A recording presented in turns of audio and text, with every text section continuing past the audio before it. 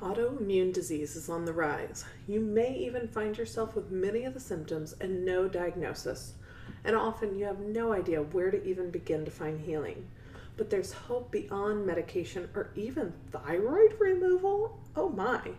When you look to nourishing yourself through natural methods, which I love to share on this podcast.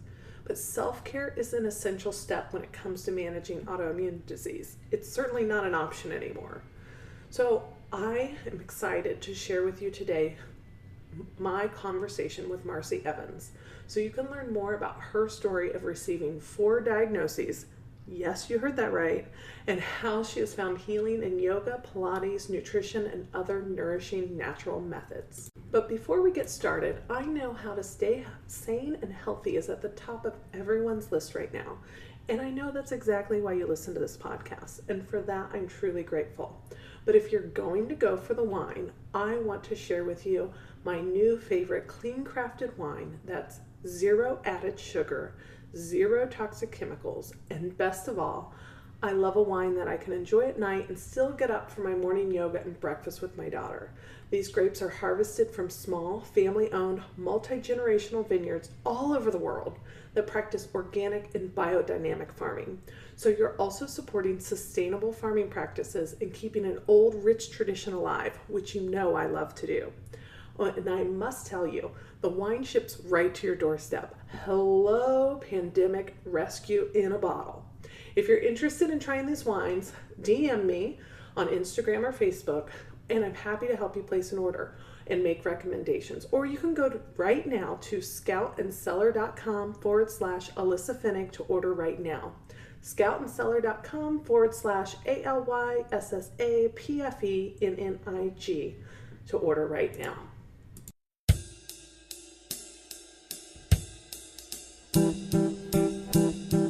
Welcome to the Wild Wisdom Podcast. I'm your host, Alyssa Finnick, and this is your space to learn more about the importance of slowing down, taking care of yourself, and the mind-body connection. And most importantly, how to reclaim your health by listening to your body's innate wisdom and reconnecting with the earth.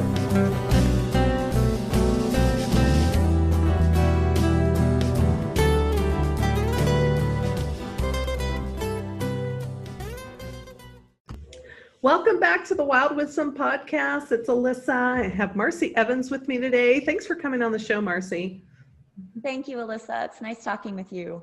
So I know you're in Iowa, the middle of the USA. And so what led you to go down your path? I know you have a very extensive background from personal training, Pilates, yoga therapy, and everything in between. And we're going to dive into some of that. But you had told me that you started, your first diagnosis of an autoimmune disease was in your 20s.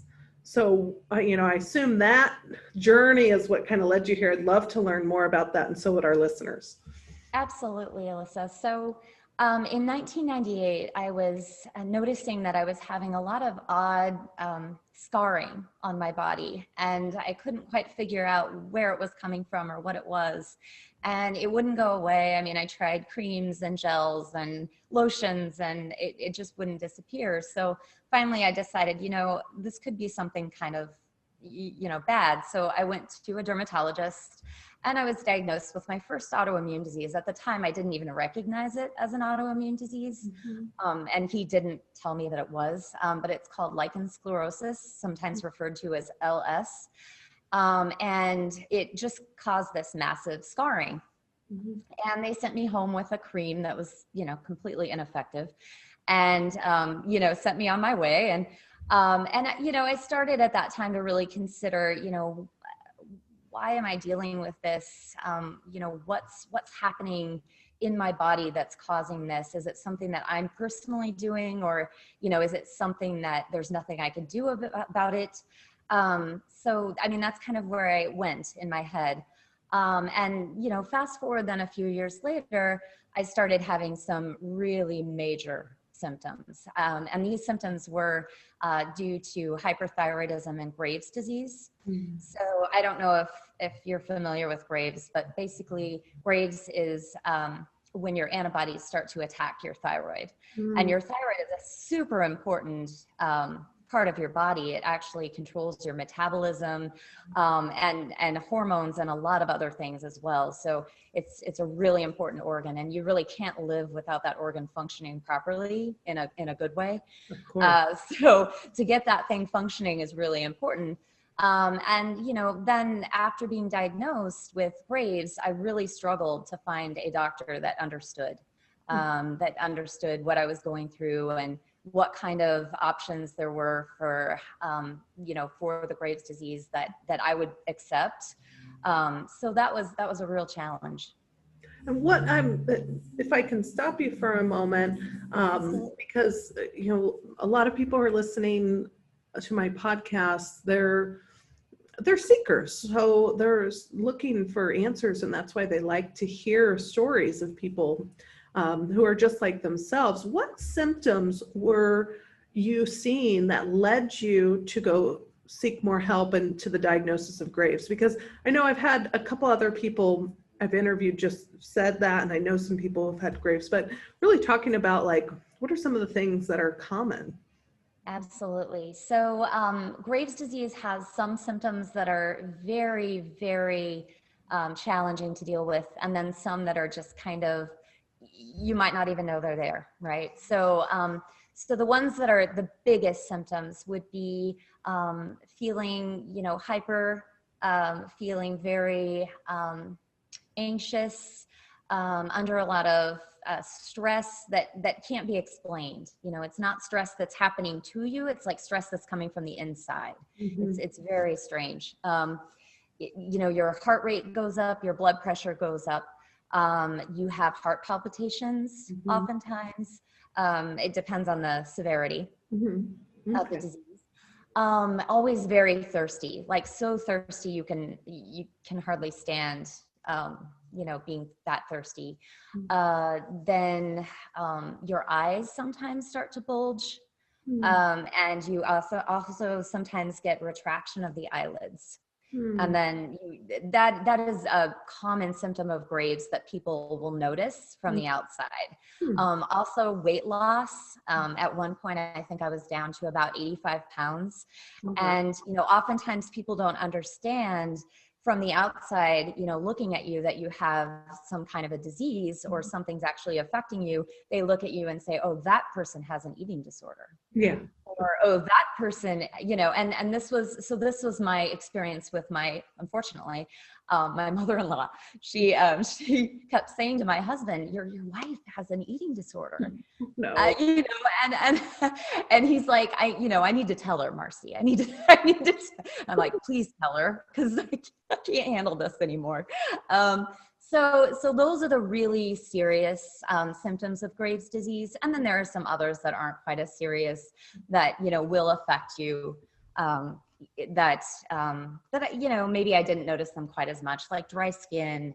You know, dryness basically in the body, because I think you're basically burning up from the inside because your metabolism is so high. And then, you know, some other very minor things, but those are the major ones, and they were big. I mean, they really affect your whole life. So yeah. Well, go ahead and continue your story. I just thought that would be a nice little teaching. yeah, absolutely. So then, you know, I went to several different doctors and finally found, after, let's see, the first one I went to Mayo Clinic, a very highly respected clinic, Mayo Clinic, endocrinology. The guy just said, basically, you know, the only thing that I can do for you is obliterate your thyroid. So basically, one of the ways to not cure Graves' disease, because Graves' disease is an autoimmune disease. It doesn't get cured, right? So the antibodies are still in your system, regardless of whether the thyroid is there or not. So we can ablate your thyroid. So we can send some radioactive iodine into the thyroid, and the thyroid takes up iodine. So that's how it ablates. And we send that radioactive iodine into the thyroid. You drink it, and it just takes it up, and then it dies. Your thyroid dies. And I thought to myself, you know, this is a pretty necessary organ. Yeah. I'm not really sure that I want to do this to myself, knowingly, right? Sure. And that was the only way that this doctor was willing to treat me. He was very old school, probably a few years from retirement. Sure. I mean, he was just at the end of his, he was done. He was Well, done. it just makes me think, where else is this radioactive iodine going? If you're drinking it. I know, exactly. So anyway, my next step then was to, of course, search, right? Search the internet, search to find doctors, find the best one that I can find. And fortunately, I was living in Des Moines at the time. My husband he's amazing. I mean, I'm surprised that he was with me through all of this, because I don't know if anybody out there is with Graves' disease, Graves' rage is a thing, right? You literally want to tear people's heads off if they make you angry. I mean, it is a thing, because you're under so much stress from the inside and so much anxiety.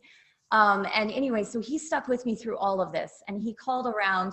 He finally found an endocrinologist that was willing to see me and willing to talk to me about different treatments.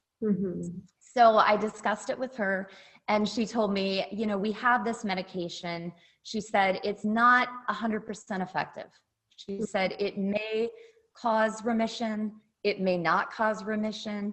And just to keep in mind that remission means that, you still have the disease. It's still there. It could come back, but, remission means that it's gone for now.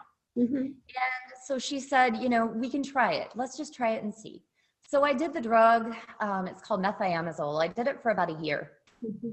And it really resolved a lot of my issues, and I started to feel better. And my thyroid levels, the antibody levels dropped, and I started to feel normal again. Whatever my normal is, right? And anyway, so I started to feel normal again. And so she said, well, let's take you off of it for a while and see what happens. And so she took me off of it. And then oftentimes when you take people off of this drug, there's some kind of a rebound, right? And so I did go back into Graves again, and then she gave me the drug again. And this is pretty typical, that you kind of go on and off of it for a little bit, and took it for about another 6 months. So I was on it about a year and 6 months, and then it went away. And I've been in remission now for Graves for 20 years. Oh, wow. So the drug was very helpful. It was. And also at that time, I do want to throw in that I started a lot of natural healing methodologies as well, because I realized that autoimmune is so broad and it affects so much in all of your systems. I call it multisystemic. It's a multisystemic issue. Once those genes are switched on in your system, it's there for life. And so you always have to go back to those methods that work for you. Yeah. And you have to find your triggers. You have to figure out what your triggers are for autoimmune disease. If you don't know your triggers, it's always going to affect you. If you can figure out what your triggers are and you can resolve those triggers, then you will feel better. So that's really the key. And that's hopefully what I'm going to try to help people do. Is really help them figure out what their triggers are. Well, good. So you said you were diagnosed with 4 different autoimmune. Did we cover that? Did we cover all 4? I covered 2. You covered 2. I thought so. I'm like, did I forget how to count? There's still 2 decades left. Ah. So okay. Sorry, Marcie had to give away her age. I know, right?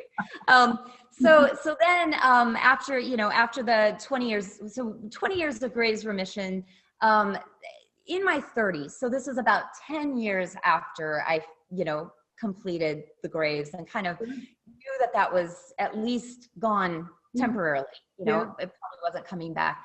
I decided to get pregnant, and I had my daughter. I have a single child, and about, I'd say when she was 2, I started to experience some, again, major symptoms, but completely different from Graves' disease. This was nothing like anything I had experienced before.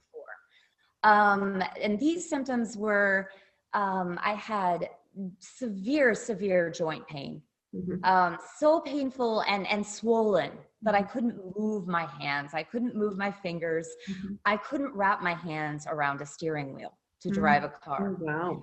I couldn't walk on my feet in the morning. I could not walk. I had to very gingerly get out of bed and just barely tiptoe on the floor to walk on my feet because it was so painful and swollen. Mm-hmm. And then I started to get this horrible dryness in my eyes. My eyes were constantly bloodshot. They would like, the sleep stuff you would get, like I would get tons of that around my eyes. They would be severely, severely dry. Mouth severely dry. Wake up in the morning with the tongue stuck to the roof of my mouth. Oh, wow. So dry. And so there were other symptoms too, like swollen lymph nodes and just weird symptoms. So again, with this kind of stuff, I decided, okay, I probably need to go see someone, figure out what's going on. Went to my general practitioner, and she said, I think you need to go see a rheumatologist. This is bad enough that you should probably go. Of course, getting into a rheumatologist, especially, I don't know if it's in this town or everywhere, maybe other people could chime in on this, but it is hard to get into a rheumatologist. Like, it is tough. And when you're trying to get into a good one, it's even tougher. It took me 6 months to get into a rheumatologist. Wow. I spent 2 months like that with all those symptoms. 2 months of not wanting to get out of bed, 2 months of, my eyes swelling shut, dry, stuck shut. And with the 2-year-old. With the 2-year-old, exactly. I mean, Toddlerville, right? So it was really tough. And I was pushing, trying to be myself when I knew my body couldn't be me. It just couldn't go there. So I said, okay, I have to do something myself because I can't wait 6 months for rheumatology to diagnose me and tell me what I need to do. Right. So I decided, okay, I, again, did my research, started to go to an acupuncturist. I started to get massages on a regular basis. I started to totally renovate my diet. By totally renovate, I mean, I did a full scale detox cleanse. I went AIP, full on AIP diet. First I was vegan for a while, realized that wasn't the best option for me because I'm so active. I get it. I have a whole story with going really good vegan, and that was not some people. Yeah, some people are amazing vegans, and I commend them. I think it's awesome, but it wasn't my thing. So I went full on AIP. And honestly, those symptoms, the bad ones that I was feeling, they were gone within about a month. And I felt almost normal. I still had a little dry mouth, little dry eyes. By the time I went to the rheumatologist, they're like, your symptoms aren't bad enough to deal with. You're fine. Was it fine? Probably not. I probably wasn't fine, but I mean, it was okay. At that same time, when I was going through the diagnosis for it's Sjogren's syndrome is what I ended up being diagnosed with. And classic dry eyes, dry mouth, that's really one of the bigger symptoms of Sjogren's, but there are so many that rheumatologists overlook. They don't oftentimes recognize some of the bigger symptoms, like the ones that actually then start to attack the organs. There are other types of symptoms that are really horrible with Sjogren's syndrome. So, so going through that was a real challenge. But at the same time, I was also getting Raynaud's, and I don't know if you've heard of Raynaud's, but Raynaud's is where you basically lose circulation to your hands and feet mainly. And so your fingers will turn all kinds of beautiful colors, white and purple, and then they go numb and you can't feel them. And it's really, it's no fun, and being in the cold with your family in the wintertime, when you want to go sledding and you want to go skiing and you want to do all those fun things, you can't. You just have to curl up in a little blankie because your body will not allow you to go. So most of that stuff, I mean, with, the changes that I made, and I really kicked into my yoga therapy practice around that time as well. And, all of those things really made a huge difference in how I felt. Yeah. Wow. What a journey. And so I'll save some of my questions for a little later in our podcast, but want to hear how, like, what are the things you kind of mentioned a few that helped you? Because I know a lot of listeners maybe suffering from the same symptoms. That's why I stopped you and had you share. Yes. And they don't know where to start when Yes. they're suffering because, oh, a lot of times we, go to the physician and or a specialist, and here's a pill which can be helpful, very Right. helpful, Right. just like in your case with Graves, but oftentimes it's not, and sometimes it's Right. not, and these are lifelong issues. And I'd love for you to share kind of things that you've worked, or what like methodology or any of that. Yeah. So absolutely. So, basically with autoimmune disease, I like to think of it as a kettle. So you have this kettle, right? And you start putting things into the kettle. And eventually, if you throw too many things in, the kettle will boil over, right? And the Mm-hmm. kettle boiling over is what we would consider to be a flare. Mm-hmm. So people with autoimmune disease oftentimes will say, I'm in a huge flare right now. I'm feeling XYZ symptoms. And when those symptoms really ramp up, we call it a flare. Mm-hmm. So the autoimmune kettle starts to kind of boil over once you have all of these things kind of playing into it. Mm-hmm. So we have a lot of different things. We have hormonal imbalance, right? And that can be caused by a lot of different things. It could be caused by food that we're putting into our body. It could be caused by chemicals that are maybe outside the body that we're somehow absorbing. Mm-hmm. It could be caused by stress. Mm-hmm. It could be caused by a lack of sleep, because lack of sleep and hormonal imbalance kind of play back and forth with each other, right? And then because we have this lack of sleep, then we have an inability to heal the damage that's being done to our cells and our bodies. Mm-hmm. And that damage, since it's not being repaired, then our cells can't do their jobs. Mm-hmm. So if we can learn how to control, our lack of sleep, if we can get that under control, and then we can control our nutrition, which is another thing that goes into that kettle that's boiling over, Mm-hmm. right? And then we can look into things like leaky gut, which I think I mentioned earlier, but when the gut leaks, it's kind of in quotes, it doesn't really leak, but a leaky gut just means that we're not absorbing the nutrients that we need to heal our bodies, right? Mm-hmm. So if we can start to get the right things into our system that help that heal, then our system begins to start to function normally. And then it's kind of like just pouring a little bit out of the kettle so it stops boiling over, right? Sure. So each thing that we add in, each little piece to the puzzle, right? Each little thing that we take out of the kettle, so each time we pour a little bit more out, we release a little bit of that steam, and then we start to feel better and we start to function a little bit more normally. So with me, I mean, my triggers, everybody's triggers are different. We have to remember that just because it works for me doesn't mean all of this is going to work for someone else. So you have to figure out what those triggers are.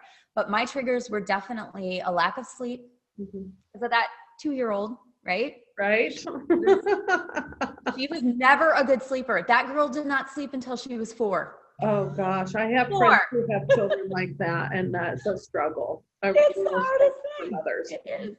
And stress, right? Because I at the same time I was owning a business, right? My business was 2 years old. 2. She was 2. Oh, I get it. I'm living that right now. Fledgling child, fledgling business, right? So stress. And then the breastfeeding, I stopped breastfeeding, and then immediate hormonal imbalance. Right? My hormones are everywhere. They're all over the place. Yeah. Lack of nutrition. I wasn't eating right because I didn't have any time for myself. I wasn't doing self-care. Yeah. Right. And food allergies, which now I know I have. I didn't realize that I had them before, but I did actually finally get tested, and I'm seriously allergic to dairy. Had no idea. I mean, I kind of did actually. I kind of always knew when I ate it, I didn't feel right. Yeah. But really pay attention to how you feel after you eat things. Yes. Because that really makes a difference. And then, kind of removing those toxic chemicals from my environment, like products, skincare, hair care, those kind of things. Also toxic cleansers and things like that. When you have a 2-year-old, you clean all the time. They're going to daycare. You know, you have to clean your house frequently. And then, of course, when you have a 2-year-old too, you're being inundated with viruses all the time, especially from the daycare. So, right, that's another thing that you can throw into your kettle. So now your kettle's like, ooh, it's blowing over, you know, it's just boiling over all over the place, right?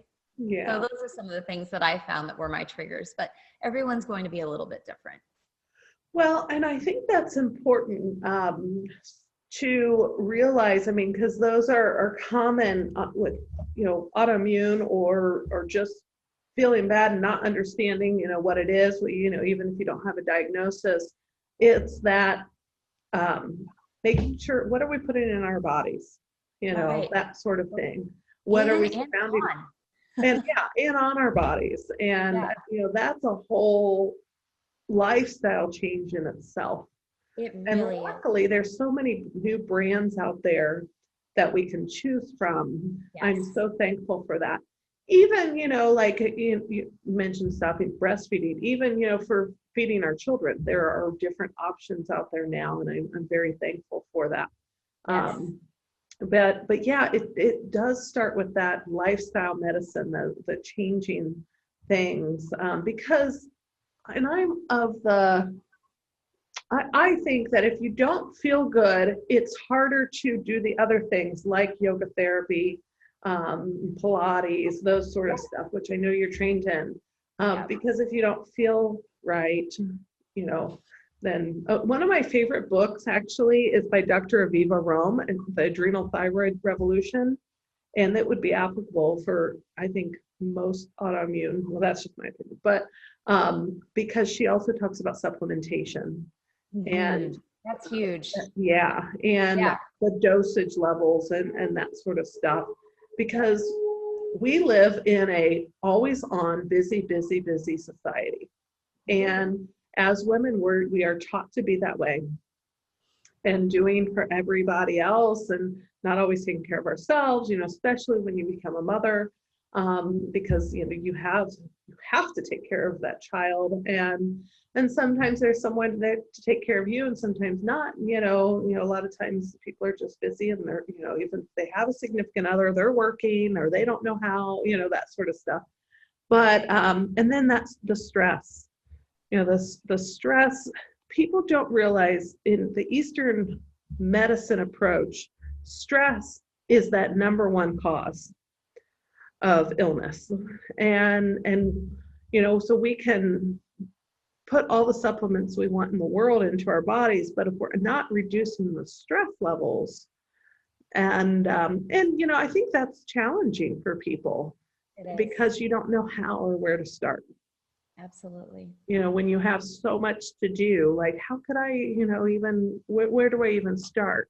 And so when you're working with people, where do you tell people to start? Like, where would somebody start? So, I mean, that's a really tough question to answer because everybody's coming from a different place. Sure. Right. So, like, when I had Sjogren's, I wouldn't have wanted to do a regular yoga practice. I mean, my feet hurt so bad I could barely walk in the morning, you know?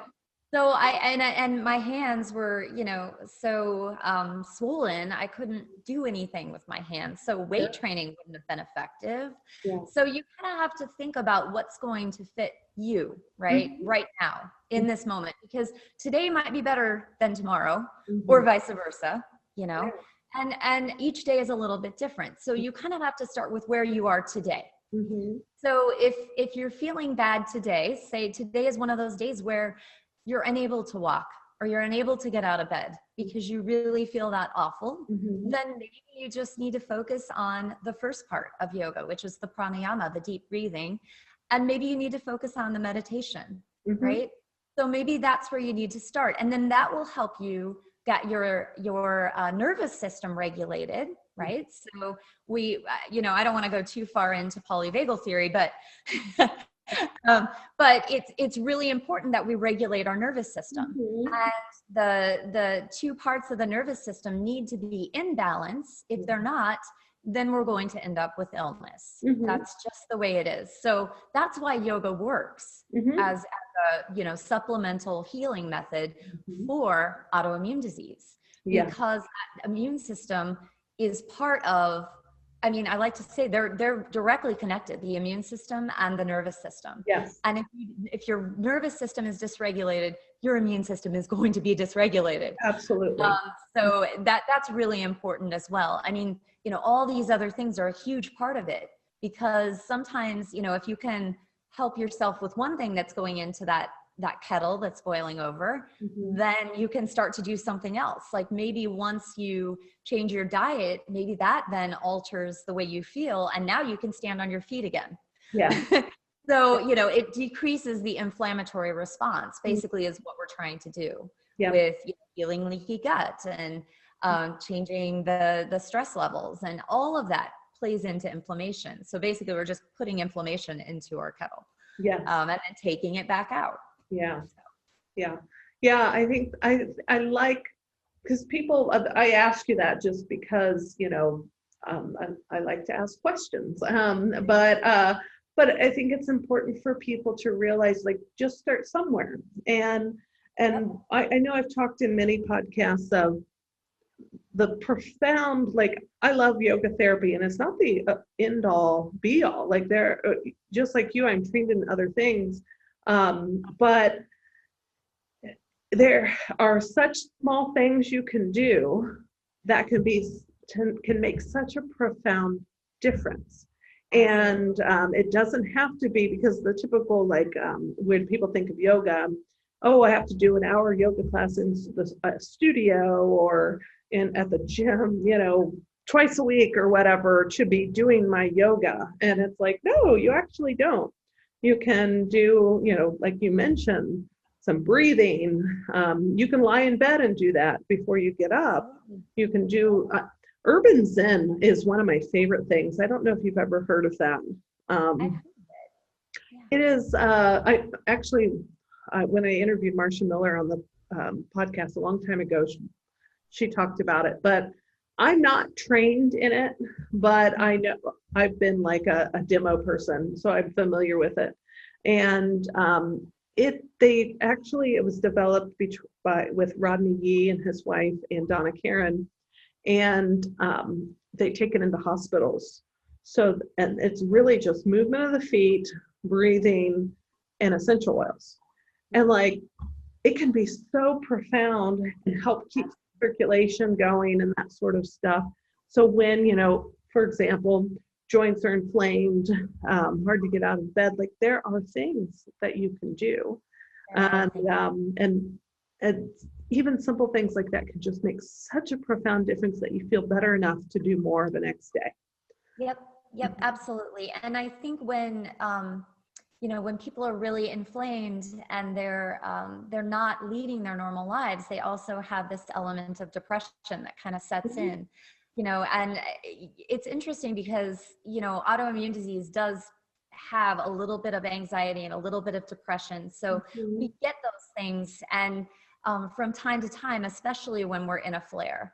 So, it gets us down. And if we can do just a few little tiny things to bring ourselves back up again, like some deep breathing or some very simple self-care, like take a warm bath with Epsom salts, just eat anything very simple.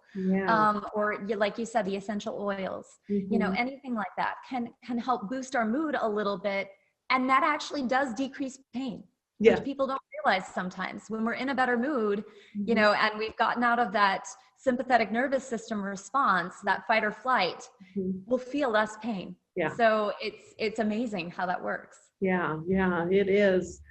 I'm curious if you've thought about or studied at all because obviously it's a nervous system thing. We've talked about that, but I always think of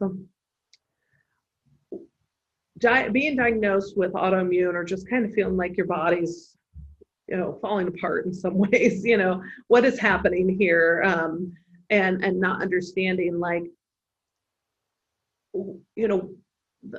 what is going on?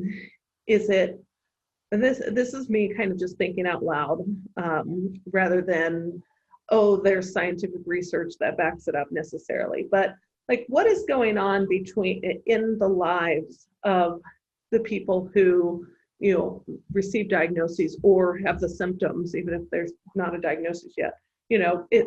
What's happened in childhood? This is where my brain always goes: inherited family trauma, little t trauma, big T trauma, that sort of stuff, or just kind of always stuck in that sympathetic state for whatever reasons. Have you thought about that? Have you seen correlations with that? So, yeah, I mean, I've talked to a lot of individuals with autoimmune disease, especially over the last several months. And what I'm noticing is, I mean, I believe there is, I mean, again, not scientifically researched, just what I'm seeing. There is a correlation between trauma and trauma response and autoimmune disease. However, let me throw this in there too. There is a genetic component to autoimmune disease. Most of it has that genetic switch. And again, it's about how much stuff can we put into ourselves before that kettle boils over, right? And we end up with the autoimmune disease actually switching that gene on and then being prolific. So, yeah, it definitely plays a role. And I think the more stress and trauma you have, the more likely you are to, have those genes turned on and then be in that autoimmune state and have recurring flares until you can somehow deal with or resolve that trauma, that underlying trauma. So yes, I mean, I've done a lot of trauma work. Actually, I do have a certificate in trauma work too with yoga therapy. And yeah, and I've done a lot of that kind of work with people with fibromyalgia, especially, but also some of the other autoimmune, rheumatoid and some of the others. So yeah, it's very common. And if you can deal with that deep-seated trauma, again, you're just taking something else out of that kettle so it doesn't boil over. Sure. Yeah. That is very, like, that sort of stuff, and especially intergenerationally, that's something I'm very interested and passionate about, because not everything's ours. But that's a whole nother discussion. And the other thing I wanted to ask you was, because this is very relevant for me in my life right now, because after I had my child, and I also had a brick and mortar business, like you do. And then I've sold that now and moving everything online virtually, because I'm working towards having the life and less stress that I want and need, to be my best self. And especially as a single mother. And so one of the things though is that my body is totally different. And I experienced things that I hadn't felt before. And so, do you happen to see, I mean, I know you don't necessarily work in this, but this is top of mind for me because I'm actually writing a book about it. So it's like the shadow side of what happens during pregnancy and birth, the emotional component, all that stuff. And the physical, of course. But have you seen, even anecdotally, a correlation of more autoimmune issues because of the stress on the body, maybe flipping on that genetic thing, as women become mothers and that sort of stuff? Oh, yes. I wanted to pose that question. I mean, for me, that's speaking from experience, because that's when I noticed, one of my worst times in my life, as far as that goes. I mean, as far as having a child, it was one of the best times in my life. I should have been fully enjoying it. I should have been in blissful mode, being a new mom and being happy. But instead, the first 2 years were great. I got to experience at least, I had a, perfect pregnancy, perfect birth, if that's what you consider it to be, when you don't have to use medication or drugs or any of that stuff. I mean, and then this 2-year mark when everything just went haywire. I think there was just so much going on and so much stress. And yeah, the stress of being a new mom or a toddler mom is overwhelming. And I was telling a couple of my clients today, I'm like, Do you all know how great we are? We are goddesses. Mm-hmm. We are amazing. We do so much, you know. We care for our aging parents. We care for our children. We care for, sometimes we care for our husbands. We care for everyone. And, you know, and it's hard to care that much and not get that back. Right. We really have to make sure that we're getting that self-care. If we're not getting that self-care, we're going to fall apart, and then we won't be able to care for anyone. You cannot give from an empty cup. Right. And I know a lot of you have probably heard that a billion times over, but it's true. That's why we keep saying it. Yes, I say that all the time. You know, I tell my mom that because I'm like, because she's the first one who gets sick, you know, because she runs herself ragged, and I'm like, you know, you need to set some boundaries and go to sleep by 10 and, you know, that sort of stuff. Yeah. And, you know, I have to do the same with myself, you know, it's that daily routine, the daily things you do that, you know, it can be a little different. Like some days I go to Pilates and some days I take a dance class too, but, you know, like, but the daily stuff of sleeping and making sure I get that foundation there, like those are important. That's self-care as well. So I really like what you said. You said setting boundaries. Mm-hmm. That is so incredibly important. And I don't think you can place enough importance on that. Mm-hmm. And, you know, in my 20s, I had no boundaries. Mm-hmm. Like I was a yes girl. Like, Marcie, me too. Yes. Want to do that? Yes. You know, I was like, yes, all the time. Yes, yes, yes.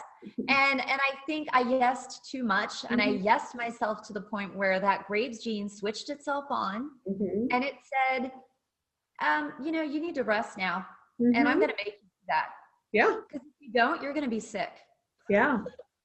Yep. So, that's exactly what happens. It's like, hey, you know what? And we'll just smack you across the face and let you know you need to rest and you need to listen. And, you know, unfortunately, we have to wait, you know, for that sometimes to come on for us to wake up and listen. But the same way, you know, I remember, and I'm sure I've talked about this on another episode, where I remember my grandma telling me to care less. And I was in my 20s, so I'm like, oh my God, I can't care less. I care so much. I care about everybody. I take care of everybody, you know, overachiever and top nurturer, that sort of stuff. And the older I've gotten, I realized, you know, because she was like, it's not that you don't care, you just care less. And to the point that you don't, you know, kill yourself basically, you know, or make yourself sick. And I was like, huh. So now I share that with everyone, because it's like, you know, but I would just remember, like, I couldn't understand that concept at that point in my life. And it took years of more wisdom to appreciate that concept, which of course, you know, she lived until she was 82 or 83. So of course it took years for her to appreciate that too. But it was sort of like, well, that makes sense. That makes total sense, because, you know, we're not setting boundaries, and, you know, we're overextending ourselves. We have too much to do. We don't, you know, I've even within my Facebook group, I've had people go, I don't even know what I would do if I did have any time, because we're so programmed to be on and give. And it's often not until we start having debilitating symptoms. Yes. Debilitating, that we're like, I need help. And so I love talking about this in the sense of, even if it helps one woman out there, like, understand, wait a minute, there's a different way.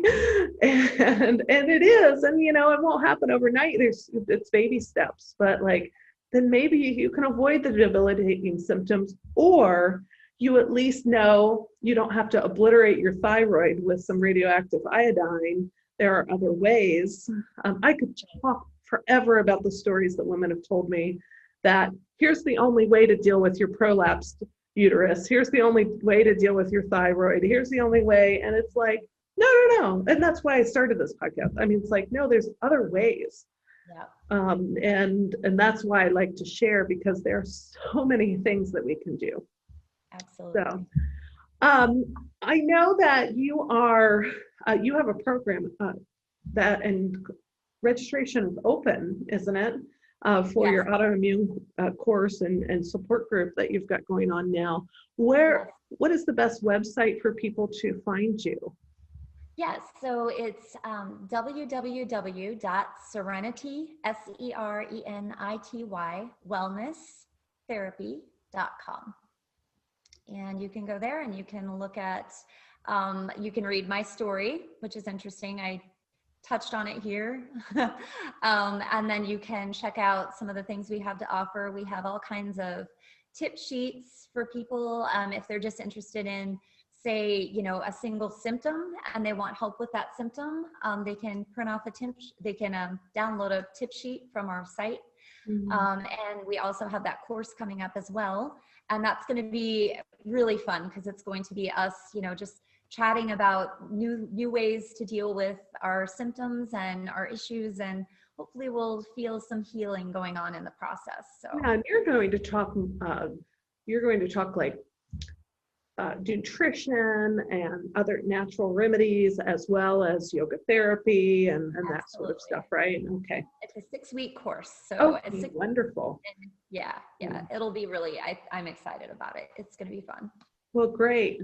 Well, any final thoughts, Marcie, that you'd like to share with our audience? Oh, goodness. I think that, you know, I think it's important for everyone to know that if they're dealing with an autoimmune disease, the first thing is to think about where you are right now and where you'd like to be. Like if a baby step is all you can take, then do that baby step. So if that means, you know, I'm going to start doing a 5-minute meditation before bed because that's all the time I have in the world, do it. Because that in and of itself, that 5 minutes before bed will help your sleep quality. And then you can sleep better. And then that will also help start the healing process. So any little baby step that you can make, start it tonight. And I think that's the only thing I want to say. Wonderful. Well, thank you for being on the show. I've loved our conversation, and I'm pretty sure that it will be a nice gateway for any woman out there dealing with autoimmune symptoms or diagnoses to learn more and at least know there's a pathway to feeling better. Thank you very much for having me on the show, Alyssa. I really appreciate it.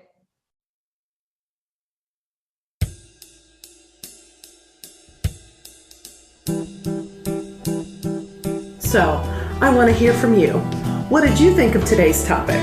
Direct message me on Instagram or Facebook, or better yet, join the Wild Wisdom Collective, my free Facebook group, and chime in on the discussion. I look forward to hearing your thoughts and insight. And if you love what you're hearing, please take a moment to click the button on your smartphone to subscribe. Or, better yet, write a review and tell me why you love tuning in. And maybe you'll be featured in our listener spotlight on a future episode. I cannot wait to see you again, same time, same place next week. Wild blessings.